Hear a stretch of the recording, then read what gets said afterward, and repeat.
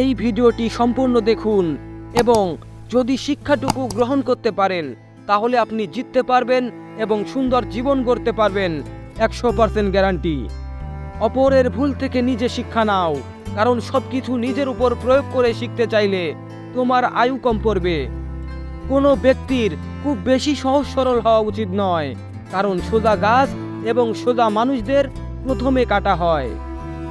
যদি কোনো সাপ বিষধর নাও হয় তবুও তার উচিত বিষধর হওয়ার ভান করা, এমনভাবে যেন মনে হয় সে ইচ্ছা করলেই বিষাক্ত দংশন করতে পারে।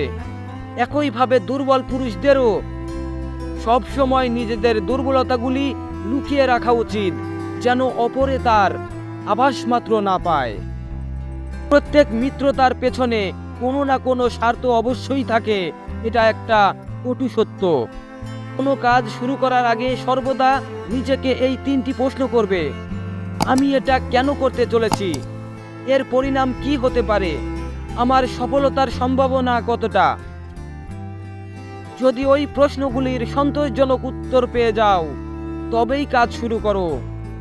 একবার কোনো কাজ শুরু করার পর আর অসফল হওয়ার ভয় রাখবে না এবং কাজ ছাড়বে না। যারা নিষ্ঠার সাথে কাজ করে তারাই সবচেয়ে সুখী। সবচেয়ে বড় গুরুমন্ত্র হলো কখনো নিজের গোপন বিষয় অপরকে জানাবে না, এটা তোমাকে ধ্বংস করে দেবে।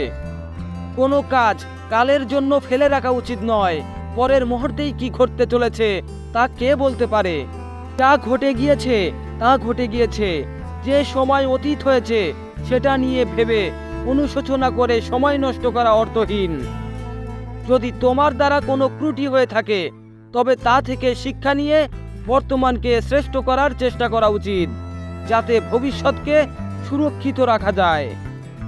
কোনো দুর্বল ব্যক্তি বা রাষ্ট্রের সাথে শত্রুতা করা আরও বেশি বিপদের, কারণ সে এমন সময় এবং এমন জায়গায় আঘাত করতে পারে যেটা আমরা কল্পনাও করিনি। অহংকারের মতো শত্রু নেই, তাই সর্বদা অহংকার থেকে দূরে থাকবে।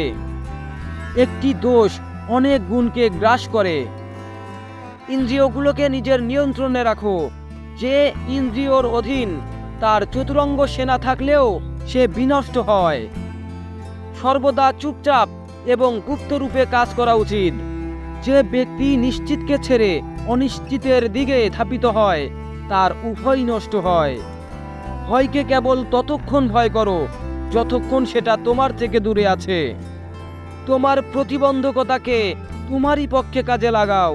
যদি তুমি অবস্থানকে নিজের পক্ষে আনতে না পারো তবে শত্রুদের জন্য তা জটিল করে দাও। সকলের উদ্দেশ্যে আমি একটা কথাই বলবো: ভালো বলো, ভালো শোনো আর ভালো দেখতে চ্যানেলটি সাবস্ক্রাইব করে পাশে থাকো। ধন্যবাদ।